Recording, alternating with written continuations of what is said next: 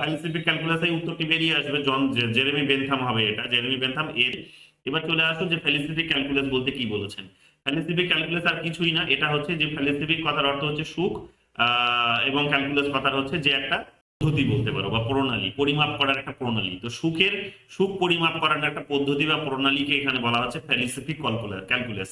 তিনি এই আইডিয়াটা নিয়ে এসেছিলেন, জেরেমি বেনথাম এই আইডিয়াটা নিয়ে এসেছিলেন, এবং এর মধ্য দিয়ে তিনি বোঝাতে চেয়েছিলেন কি, যে সুখকে পরিমাপের মধ্য দিয়ে তিনি মানুষের সুখকে বাড়াতে চাইতেছিলেন।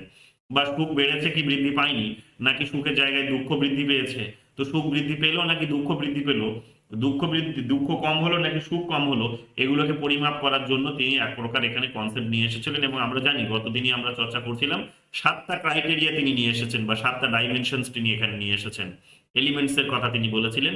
এই 7টা এলিমেন্টস হচ্ছে এগুলো, যেগুলো তোমাদের গতকাল ব্যাখ্যা করেছিলাম, এখানে লিখেও দিয়েছি, দেখে নিও। ইন্টেন্সিটির কথা তিনি বলেছিলেন, ডিউরেশনের কথা